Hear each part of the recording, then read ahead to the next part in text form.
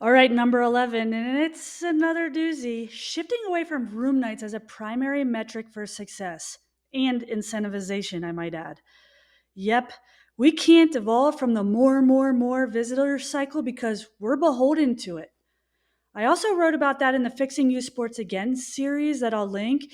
But with your newfound perspective, understanding, and clear ROM in mind, now is the time to expand the measurement and evaluation of why we do what we do. And here's a secret: it will, if done with the right motives and heart, result in more advocacy, more support, more success, and more favor upon you and your organization than you would ever receive by lecturing your community about your organization's importance into oblivion. And the best part is, you'll actually be making a difference. Number 12 is another touchy one. Stop advertising to your competitors. It's not a prudent use of your resources, and these dollars could be much better spent impacting your local community. I've often wondered, no destination is ever trying to recruit another destination to come visit theirs. So why do they spend so much money advertising to one another? If you've properly rehoned your mission and evaluated why you pursue the events you pursue, you should have a laser focused approach to event recruitment. No more casting wide nets. It's precision hunting for your organization now. Marketing, advertising, sponsorship, those dollars should be also laser focused, pursuing the right eyeballs. Be clear on your motives behind the spend and be certain you're reaching your intended audience.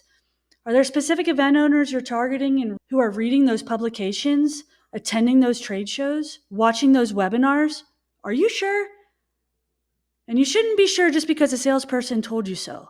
If not, could these dollars be better used to drive impact in your own community than they are driving awareness among your competitors that your market also exists? Which option could you stand and justify more confidently? Number 13 has to do with all the rage and it's AI, using it every single day in our organization. Yes, we're a relationship industry and I get that, but we cannot afford to stand by and not embrace AI. An industry good friend of mine told me she started implementing a habit several months ago where she would go in and ask AI what her organization was doing well, where they could improve, how she stacks up against their competitors. And I thought it was brilliant. On one hand, it gives you an evolving opinion of the effectiveness of your work and clues you into the availability of searchable information about your organization's work in the public sphere. On the other hand, it gives you a sober second thought of your organization's work, if your organization's work is really hitting the intended mark, and it helps you learn to hone your query prompts. Oh yeah, and you'll likely get a dose of humble pie, which is good for us all. This is obviously only one example of the myriad ways you can efficiently and effectively use AI, all driving at prudently using resources. But like I mentioned, don't abandon your sense of or your ability to assess what AI spews back. Take the meat, leave the bones, and remain your own skeptic. Number 14. Ooh, this one buried right in the middle. Quit attending trade shows justified by 7-minute speed dating appointments and networking. It's 2025 after all. These events are expensive and the yield is increasingly questionable for the cost. Instead, think about hosting a FAM tour, attend a conference outside the industry, or host a regional day and a half meetup for industry colleagues from diverse surrounding markets. Yikes. You're probably wanting to crawl under a rock with secondhand cringe for me for saying that in the first place. It's okay, I'll be fine. But let's take a step back for a second.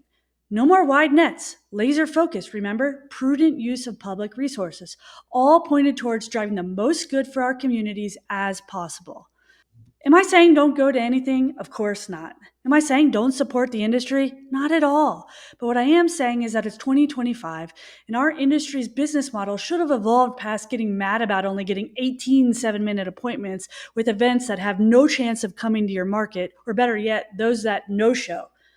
FOMO may be real, but it's time to rise up, deploy some personal agency, go out, find the events that suit your market gaps, do some homework, use some AI, and go make contact with those individuals rather than hoping by total chance that they attend a trade show you pay for in part. Here's a link to my Triple Dip article. And want an appointment with you in the midst of 39 other destinations.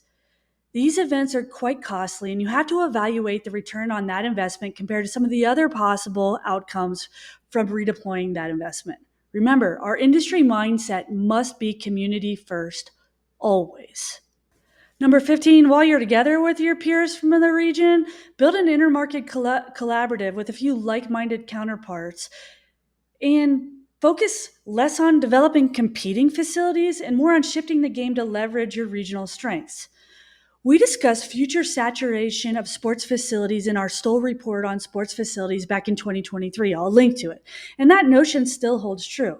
But exacerbated now is the decreasing participation rates coupled with the decline in birth rates in the US. This is a true cause for concern. Markets and regions would be well served to work collaboratively together to rise the tide for all boats than to compete in the next big thing in the youth sports facilities fray. Am I saying don't build youth sports? I'm not saying that at all. But we're building more and more, bigger and better every single day. Meanwhile, local kids, underserved kids, rec programs, rural kids in our own communities are still left without a place to play. A well rounded portfolio of assets serving all needs is the way to go. Besides, we're going to run out of names like Champion Center, Legends Fields, Dynasty Park, Pinnacle Courts, Titan, Legacy, sometime very soon. I'm sorry, but your kid's 14UC team is not a legacy. 16. This has to do with personal growth, taking some time for yourself as a leader in sports tourism, in the sports tourism industry, to read and educate yourself and diversify the information that you're taking in. The key to this is going to be reflecting. See, there's a whole world of information out there, and we tend to live in our echo chamber. Push beyond that. If you're a sports commission under a DMO, formally or informally, what's going on in tourism? Do you know what factors may be impacting your parent organization, or is it out of sight, out of mind for you? Here's a hint. There's a lot going on in tourism right now. And last time I checked, north of 80, 85, 90% of our sports commissions are really housed in a DMO. So if we're sitting under a DMO and they're getting impacted, then you're going to get impacted too. Or if you're a standalone sports commission, what data is coming down the line that might impact your operations? What lessons can you glean from other industries, other innovators, other sources that could apply to what you're facing in your own market? I love the book Innovator's DNA. It's a oldie but goodie that really helps you start to cultivate and expand a way of thinking towards innovation. The key I've learned through lots of failure of my own is to take in that new information, then diligently take time to process, think, and reflect upon it. If we read it and go on about our day, it'll almost assuredly evaporate from our mind. Build this practice and it will be good for your community, it'll be good for your organization, and it'll be great for you as a person. Number 17 is a wild idea. Go out on a limb and help spearhead funding for a facility that's restricted to local recreational use only. Yeah, I said it, local recreational use only.